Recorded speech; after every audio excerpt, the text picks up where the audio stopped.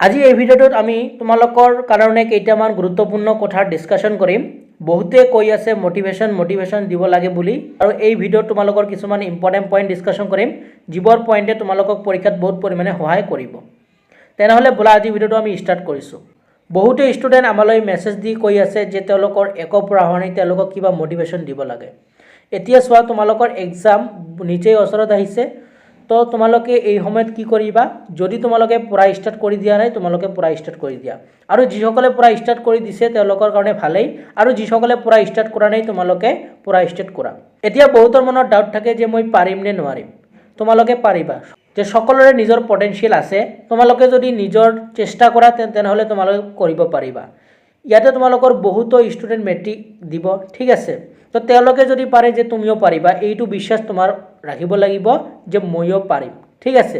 2 number কথা, এই সময়খিনিত কি হয়, ষ্টুডেণ্টে ভয় খায়। চ' তোমালোকে ভয় নাখাবা, যিমান পাৰা তোমালোকে বস্তুখিনি প্ৰেক্টিছ কৰা, বস্তুখিনি ৰিভাইজ কৰা, তোমালোকে ভয় নাখাবা।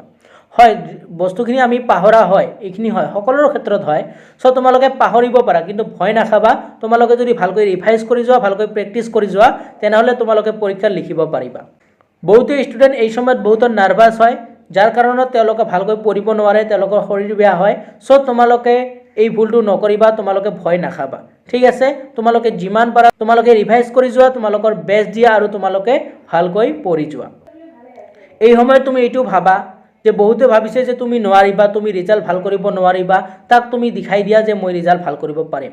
যদি কোনোবাই ভাবি আছে তুমি 2nd ডিভিজন পাবা, তুমি দেখাই দিয়া যে মই 80% লৈ আহিম, মই 1st ডিভিজন লৈ আহিম। এনেকৈ তোমালোকে এইম বনাই লোৱা, তেওঁলোকক তোমালোকে দেখাই দিয়া। যিসকলে ভাবিছে যে তুমি নোৱাৰিবা, তুমি পাৰিবা বুলি তোমালোকে দেখুৱাই দিয়া, ঠিক আছে। আৰু এই সময়ত ষ্টুডেণ্টে আৰু এটা ভুল কৰে, তেওঁলোকে ভালকৈ শুই নাযায়, বহুত দেৰিলৈকে তেওঁলোকে চিন্তা কৰি থাকে, কি হ'ব কি নহ'ব, এইখিনি লৈ তেওঁলোকে চিন্তা কৰি থাকে।